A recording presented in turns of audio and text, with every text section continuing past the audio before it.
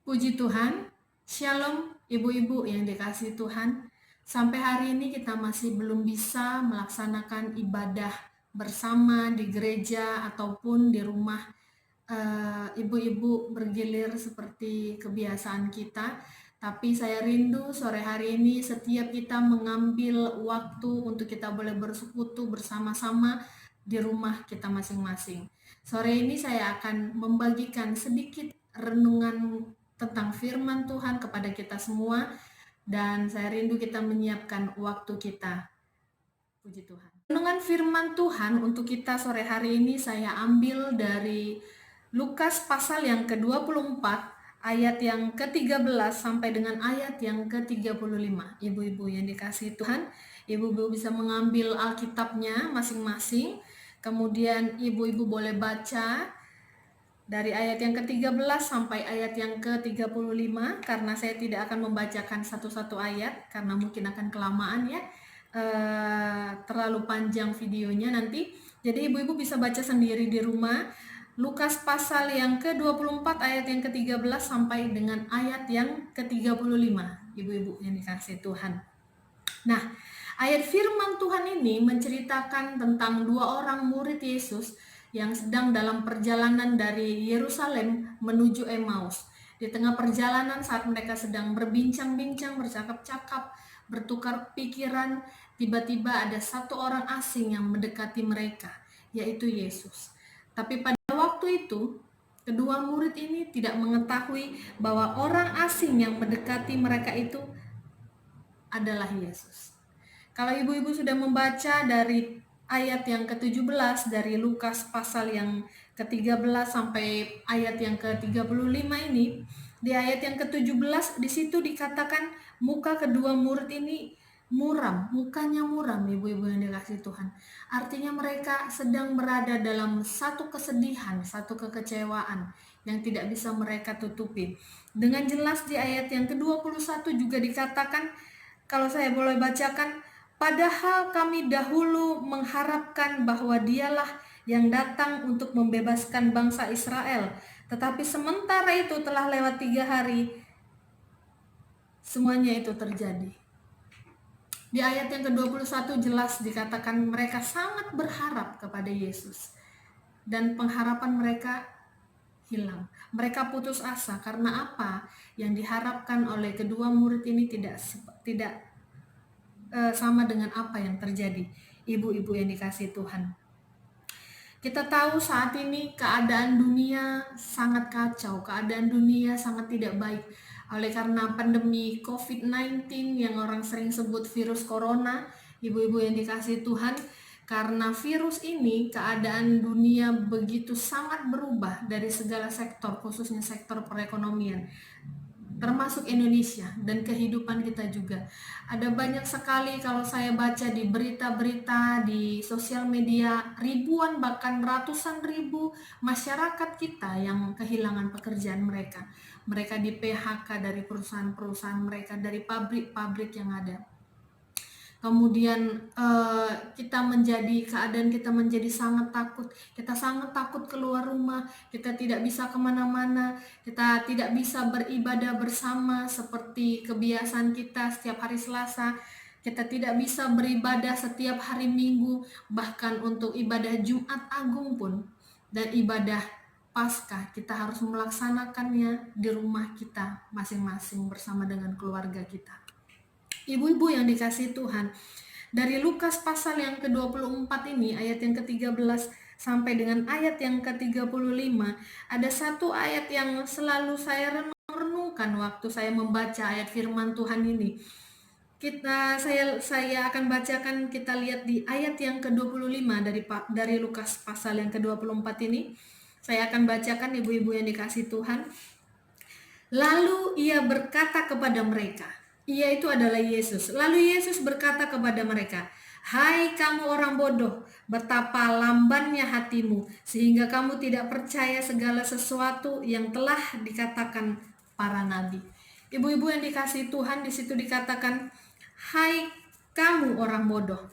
Dalam terjemahan lain itu bodoh, hai kamu orang bodoh, betapa lambannya. Dalam terjemahan lain lamban itu ditulis beradus, ibu-ibu ya, yang artinya selalu penuh dengan pertimbangan, bergerak kalau ada bukti, bertindak kalau ada bukti, kalau tidak ada bukti tidak akan bergerak, kalau tidak ada bukti tidak percaya, kalau ada bukti baru percaya.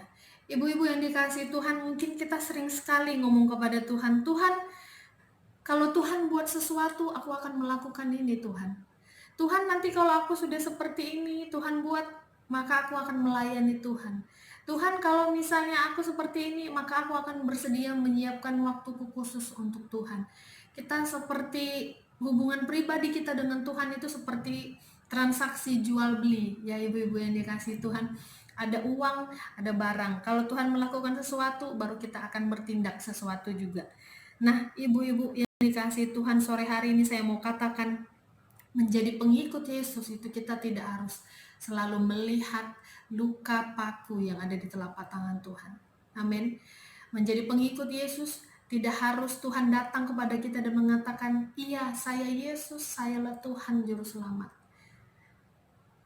Ibu-ibu yang dikasihi Tuhan, melalui ayat firman Tuhan dari Lukas pasal yang ke-24 ini, ayat yang ke-13 sampai ayat yang ke-35, percakapan yang terjadi dalam perjalanan ke Emmaus ini menyatakan bahwa Yesus adalah penggenapan dari semua yang tertulis. Jadi segala sesuatu tulisan yang ada di firman Tuhan ini, yang ada di Alkitab ini menjelaskan tentang Tuhan dalam kehidupan kita. Untuk itu, apa yang harus kita lakukan? Tetaplah membaca kebenaran firman Tuhan. Kenapa firman Tuhan? Karena firman Tuhan itu adalah Allah sendiri. Di Yohanes pasal 1 ayat yang ke-1 mengatakan, pada mulanya adalah firman, dan firman itu bersama-sama dengan Allah, dan firman itu adalah Allah. Jika kita ingin mengetahui kebenaran tentang Tuhan, bukti tentang Yesus, kita harus membaca kebenaran firman Tuhan. Amin. Karena di Alkitab inilah semua akan disingkapkan mengenai kebenaran tentang Dia.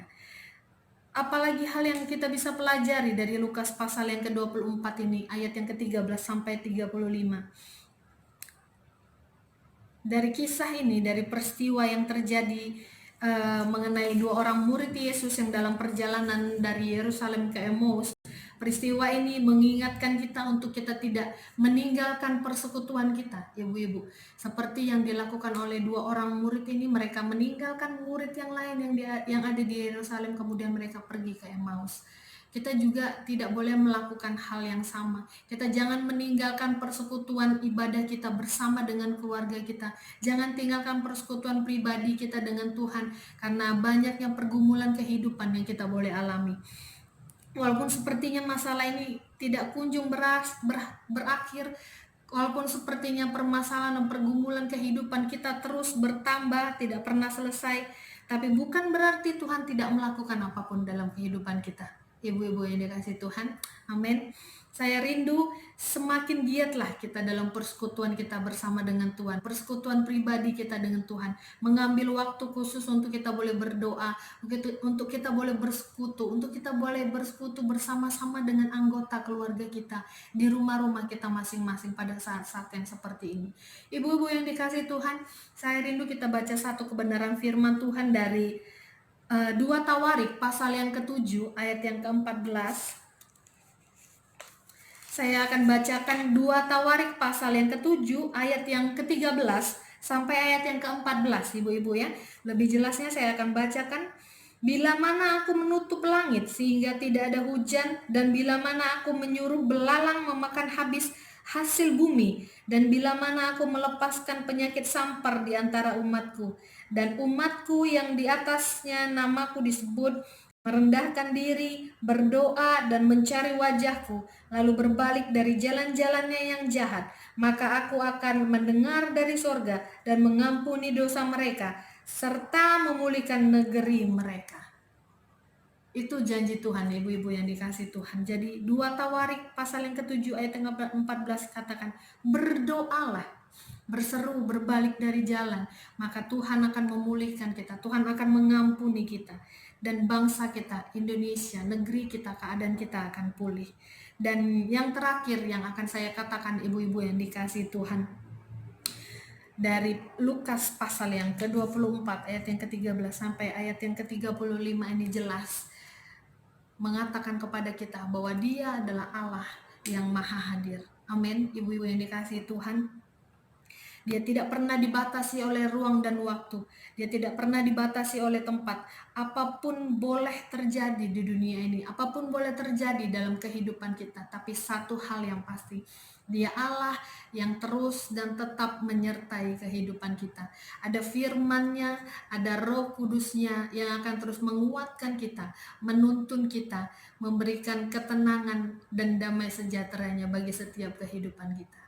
Puji Tuhan, ibu-ibu yang dikasihi Tuhan, Tuhan Yesus memberkati. Haleluya.